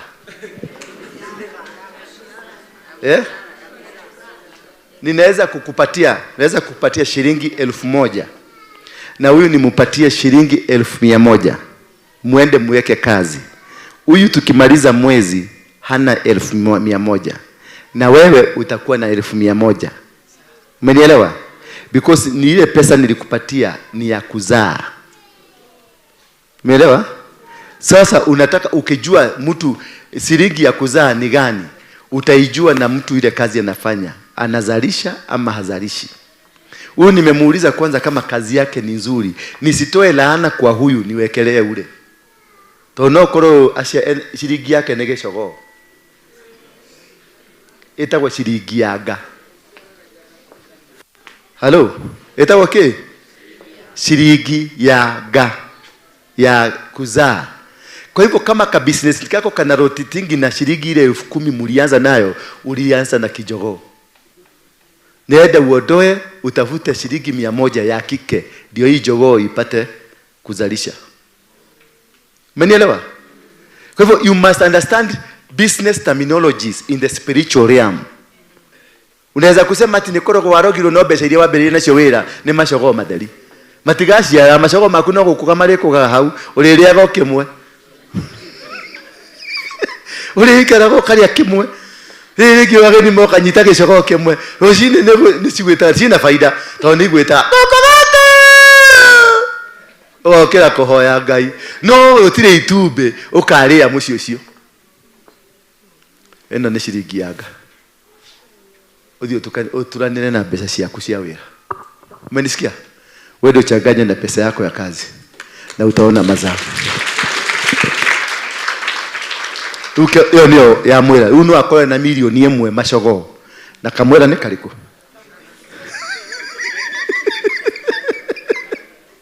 Aje hiyo kitu hiyo siku moja tukiwa na mamangu aliniambia nimutafutie miera kama 3 kwa sababu ako na mwera 1 na majogo ni 5. Sasa nikashindwa hii mama amefikiria nini? Bwana Yesu asifiwe sana. Hallelujah. So are we learning something? Tunasoma kitu. Angalie na uangazie wera wako. Ukitaka kujua kama pesa zako ni za kiume si za kike, angalia biashara yako. Ulianza na 5,000, sasa hii imeongezeka ama bado unachezeaga 5,000, 10,000. Ukienda sana 10,000, lakini haipitangi hapo. Ni kwa sababu ni majogoo. Lakini naweza kupata, unaona hiyo 100 in 6 months time anaweza kudrive Prado ailete hapa. 6 months are enough. Todo ni yago siara. Todo mashogo enamo. Already drafatara mashogo. Unanielewa? Majogo iko. Hiyo kazi yake ni iko na majogo. Sasa nikimpatia ya mwera ya kuzaa, ekole kema tubeto edwan netolikie mode. Mmenielewa lakini? Bwana Yesu asifiwe sana. And that is how God provides. Isaac, he was told, aliambiwa asiende. Akarudi mahali panaitwa Gerar. Aliporudishwa pale panaitwa Gerar. Gerar ilikuwa na kiangazi ya generation 3, wakati wa Isaac na wakati wa Abraham na wakati wa Abimeleki. Kulikuwa na shida. Yaani wakati wa Moi, wakati wa Kibaki na wakati wa Uhuru kulikuwa na kiangazi. Lakini akaambiwa nenda huko. nitakubarikia huko. Na huyu jamaa akalima, and the Bible says, and the man harvested, he had abundance, akavuna mavuno mengi, na akakuwa, he was not rich. He was not what? Rich. He was what? Wealthy. There's a difference between being rich and being what? Wealthy. Being rich ni wewe unaonekana uko na vitu vingi na ni zote ni za equity. Ni kama una equity. That's being rich. Unaonekana uko na magari, uko na Mercedes, uko na nyumba kubwa, lakini ni wewe na KCB. But when you have wealth, it is when you have invested that even the children of your children will get the investment. Hiyo sasa ndio utajiri. Tu pesa wewe ndio tuligitoka. Kenya hatuna watu wealthy. Sote sisi tuko kwenye mikopo. Kenya mzima usitishwe ni mtu wa kuruda. Ukienda kwa hiyo mtu wa kuruda anaitwa Kenya Jui ade Equity gari yake. Hiyo ingine imeandikwa Kenya Jui, Karaoke ande KCB. Maana ni kitu ya loan. Wakoto mahutudo tulatoa kuna kamboda kana kuna karoni. Dole kido. Duli. Aiwa. Ayoka nyumba kana kuna karoni. Tukanere mundu ni uri nyumba. Mera ni gukomborete. Ndia mukarika ni wakati mutamalizana na bank. Saa hiyo utuite ceremony to celebrate. Usiitie mtu ceremony ati toka tuhigura nyumba. Nyumba nani yathire? Unafungua nyumba ya nani? Ni kama venye naonaga nyinyi mkikuja. Na hiyo kitu nataka nitawafundisha. Mniambie siku moja nifundishe kuhusu tithe. Umeenda Equity, umepatiwa tithe, umepatiwa loan ya 10 million. Alafu 10 million kwa sababu yeye ni mtu mwaminifu mzuri sana. Unakibia kwa apostle, umamwambia dena tithe darehe. Keha kafa hasa kala katuga tugu. Tithe ya 10 million ni pesa gapi? 1M, unaiweka hapo, unakuja unaiekelea hapa. I want to tell you, haitakusaidia. Hiyo pesa haitakusaidia. Hiyo tithe haitakusaidia. Niulize kwa nini? Kwa sababu pesa si yako. Umetoa tithe kwa pesa si yako, ni pesa ya Equity. Ndio mnaona Equity imepanuka. Maana mnawaletaka, mnawatolea tithe, kazi zao zinabarikiwa.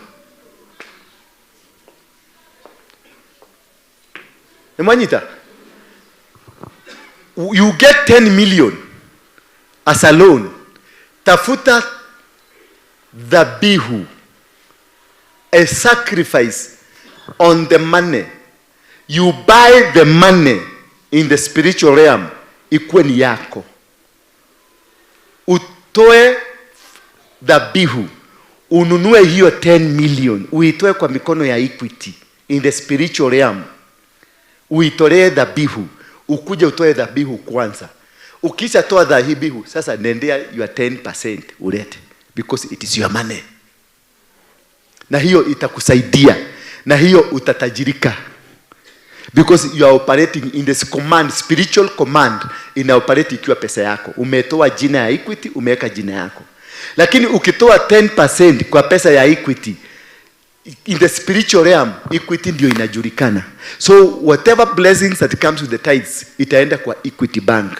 Ndio unaona Equity wanafungua branches day and night. Wako sasa DRC. Saizi nasikia wanaenda kufungua Zambia na Malawi na Nigeria wamefungua. Kwa nini? Because of the blessings mumewabebea, zile mumewarushia. So you may be there, lakini unafanyianga kazi watu wengine. Na ndio nasikianga kuna mtu, mimi kama sasa mimi, wakati nilizaliwa nikiwa na nyota kubwa sana. Nisikilize hapa. I was born with a very powerful star. But because sikujielewa, sikujiunderstand, star yangu ikabebwa, ikatumika kwingine. Mimi ndio nilikuwa mtu wa kwanza kufanyia Uhuru campaign. Moi aliniita State House, akanipatia 10 million. Nianze kufanyia Uhuru campaign. Mkutano ya kwanza nilifanya Thika Stadium. Wakajaza hivi, tukapeleka Mungiki yote stadium. Tukaanzia Uhuru campaign na Uhuru akainuka. Na Uhuru baadaye akakuja kukuwa president. Who made him the president? I was the seed. Kibaki akakuja na yeye, the same thing we did. Mtu hawa wabunge wote, akina Mwenje, akina nani, akina Kionjoli, wote hawa watu wote unaona walikuwa my members. Niliwafanyia campaign wakakalia kiti. When I tried to do my campaign nikafukuzwa. Nilienda hapa Kibera nikafukuza mpaka Raila akatoroka kaenda Bondo. Walipo Uhuru na Kibaki walipoona Raila ameenda Bondo, wakaulizana, huyu mtu akikalia kiti na ameshinda Raila, tutaweza kumtoa kweli? Niliwekwa jela 6 months. Hakuna sababu, hakuna. Niliambiwa ati nimepigana na watu Kibera na hakukua, na nikanyimwa board for 6 months mpaka Githurano ikaisha. Na nikiwa ndani watu walinivotia, wakanivotia for 33,000. Lakini I was denied. Nikaambiwa niko na nini na mashtaka kotini. Siwezi, na hiyo sheria hakuna. Basi sikuwa nimefugwa, lakini nilisemekana sasa uko na nini, hauwezi kalia kiti. Raila akarudishiwa, nikanyaganywa. Na ina imagine wao ndio walikuwa amenituma nipige Raila. Sasa Raila amekuja amerudishiwa, nikanyaganywa na nikaambiwa nenda nyumbani na nikafugiwa ndani. Why? Because my star ilitolewa, ikabebwa. Sasa inatumika kwingine. Sasa wakati naenda kuiclaim na sielewi inaliclaimiwa na kitu gani, inanigoga. Angalia mtu anaitwa Jacobo. Jacobo alienda kwa Labani, akafanya kazi yani wakati aliingia kwa Labani, tubusi tulianza kuzaa tuwili. Kuingia tu awekana kwa Jacobo haumako. Akilia igwa shakora gabaine. Yani tubusi tulianza kuzaa tuwili. Haja tugusa. Ng'ombe ndio hiyo ikazaa bilibili. Kufika tu huko because the star ambayo alikuwa ameibeba. This star is the powerful thing. Lakini kumbuka, baada ya kufanya kazi hiyo yote aliitishwa 7 years kwenda kuchukua msichana, na ulizo uko na kichwa mzuri, fanya miaka ingine 7. Akafanya miaka ingine 7 kwenda kutoka, akaambiwa kaa miaka ingine 7. 21 years serving and you got the star. Na kila mazao yote inazaa ni yako, but you cannot be able to carry. That is what we are facing. That is the problem we are facing. But when you understand that God is a God that supplies, He will supply to you. Bwana Yesu asifiwe sana. This God will supply and give you in plenty and make you succeed where you have never succeeded. Every boundary, every pothole, and every wall that was created against your life, it has been broken in the mighty name of Jesus Christ. Utanawiri na utasucceed. Usikuwe tu wewe kazi yako, ukiandikwa kazi kama kuna brother akiandikwa kazi na kusimamiaga kazi, magari zinaongezeka. Anafanya kazi ya transport, magari zinaongezeka mpaka unasikia tajiri akisema ni kuma mudhurio yoka goko maundu makwa ni magerire. Sasa unamwambia kuja tununue gari, unamnunulia gari, chukua gari. Miezi 6 hiyo gari utaikuta miguu imekaa hivi. Sasa unashindwa. Sasa mwenyewe anazitunza mpaka ni mpya. Unaona gari ni KZA lakini ni mpya. Yake ni KD. Imekelewa mawe. Kwa nini? Because kuna kitu ilinyang'anywa kutoka kwako. Haiwezi kuzalisha ukiwa nayo. Na watu wengi tuko hivyo. Kuna vitu ambavyo tuko niziti. Ukiingia tu kwa kazi duka ya mtu unamfanyia kazi, unaona duka inaanza kukua. Ate ni gikurutira wira ni jaride gwoko gwa gociarithia gwoko gwa gociarithia na gutira ciarithia gwaku ndabe menye we mugoroki jo we ni mwenda wa simu ate ni na gwoko gwa gociarithia ciene no cia kwiti ciaraga no iwe muhoro cio ugurukite ucio ate ndina kiara kiara gya gociarithia no gwakure nduri na kiara ni githatu ni njata yaku nguwe. And you need to understand how to retrieve it. Oshokie jata yaku nigetha todo o mudo ako na kibariki, ako na baraka zake. Kila mtu ako na baraka yake. Kila mtu, mimi sikuwa najua ninaweza kuhubiri. Mimi nilikuwa naona wahubiri wakihubiri na ninatamania wakihubiri. Bwana Yesu, hata siku ya kwanza nikianza kuhubiri ya kwanza kabisa, nilitaka kuhubiri sana kama TD Jakes. Sasa imagine kikundi ile yangu ya hapa Dodori wa Kiongo. Sijui nikaanza nilikuwa kwa nyumba kwa sitting room yangu, nikaanza nikaona anafanyaga hivi, nikaanza kufanya hivi. When you do things happen,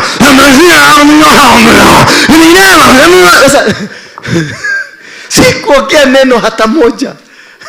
Lakini nilitoka na hapa throw yangu ilikuwa ilihitaji strepsil because I was doing the wrong job for the wrong something. Bwana Yesu asifiwe. When you are doing something and you are imitating somebody, it will not work for you because you are just an imitator. But when it is you, the original you produce, which is good. You produce your own fruit because you are blessed on your originality. Isaac alibarikiwa kwa sababu ya baraka za guka yake, za baba yake. Na ukiangalia Isaac akazaa Yakobo, baraka hizo zikaenda kwa Yakobo. Na ukiangalia Yakobo, teremuka, unakuta Daudi, naye baraka ni hiyo tu inakuja ya utawala, ya udhamaki. Bwana Yesu asifiwe, because they are originals. But when you fake because you want to be like me, you won't make it. Utatoka tu zero. Watu wangapi umesikia kubarikiwa? Mwambie mtu mwenzako, God shall provide. He is a supplier. And he's going to supply to you. Haya, inua mkono wako wa kulia. Sema, my God, I believe in you. I trust you. I know you are going to supply all my needs at the appointed time. Sema amen. Sasa mutahitaji niwaombee tena? Nidarekia. Carry that. Beba hiyo. Wekelea pesa hapa. Na muanze kuleta pesa mingi. Simuona nimewatafutia nyumba mzuri? Na mambo hapa ni mazuri. Na nyinyi pandeni class. Pada class. Wachana na 250 na 100 na 200. Pada class. Letege maelfu. Because I want to work with rich people. Nataka parking. Ile kiwanja natafuta parking ya magari 10,000. Kwa hiyo kiwanja natafuta kiwanja ya magari 10,000 na gari moja ni yako. Sasa angalia, na gari moja ni yako. Na wacha nikwambie, hautaleta kagari kang'odhi hapo. Hamutaleta tugari tumuse hapo. Ni brand new according to the number plate, the newest. Kama ni Range Rover tutatengeneza parking ya Range Rover, parking ya Mercedes, parking ya Prado, lakini hatutaweka parking ya Vitz. Totiwekera parking ya Vitz. Uweta imagine ugiuka na Vitz. Leti woka na Range Rover. Yes. Tukiamukira Range Rover geke. Adogathi gutunya mundu. Bwana Yesu asifiwe sana. That is life. That is what we need to do. That is how we need to live a spiritual life. Mwambie mwenzako, you need to live a spiritual life. A life of blessings. That I am here to let you bless. Nyinyi wote mubarikiwe. Bwana Yesu asifiwe sana. Mubarikiwe kwenye ndoa zenu. Mubarikiwe kwenye familia zenu. Mubarikiwe kwenye kazi zenu. Mubarikiwe kwenye mipango yenu yote. Mungu awainue na awabadilishie. That God lifts you and makes you a better according to his plan. Thank you. Mungekuwa msharete. Sasa wakati nikisema hivyo ndio mtu anatoanga, maana sasa hiyo ndio neno limetoka. Siku ngoja mpaka muweze kubebeswa, mpaka muibiwe kawimbo.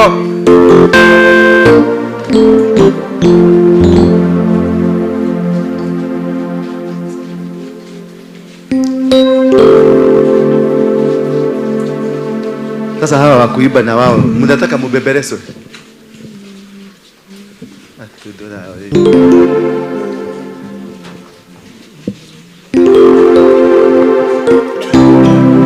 Ian yako? Ian. Yes, hallelujah. Hakufika? Wewe pesa yule mama iko wapi? Ile pesa tulishaka. Roda. Ako wapi Roda? Roda ako wapi? Endo muite. Mwambie acha shughuli anafanya, kuja kwanza.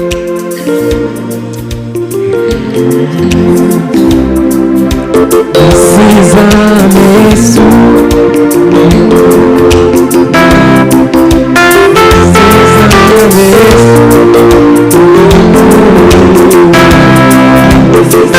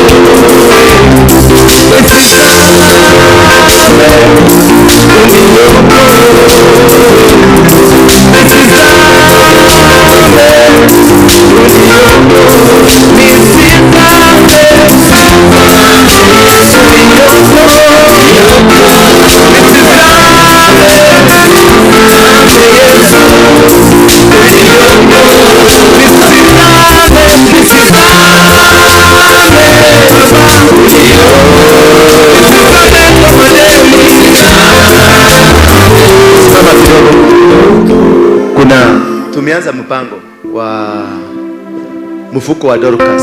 Last time tulikuwa na mafundisho mzuri sana kuhusu Dorcas. Na tukaona Dorcas alikuwa mama mzuri sana mwenye kwa sababu ya matendo yake mazuri alikufa, lakini John ni nani alikuja? Ni Peter ni nani? Ni Peter. Akakuja na akamwombea na akafufuka kwa sababu ya matendo mazuri. And because of that we decided we chose one person ambaye tungebariki. Na hii kitu inaitwa mfuko wa Dorcas ni voluntary. Lakini ile development inataka ikuwe compulsory. Hii ni roho yako. Bwana asifiwe sana. Amen. Na nitakuwa tukiwa na akiti ambayo tutakuwa tukisaidia mtu mwenye ako na shida. Tukijua tunakuwa kweli unahitaji kusaidiwa, lakini hatutakusaidia kulipa rent ya nyumba. Mshike vizuri. We shall never pay for your house rent. Utakuja na business proposal. Utuambie I want to do ABCD. Then we shall bless you with capital. Na kama ni rent ya hiyo nyumba tutalipa, lakini si ya kwako.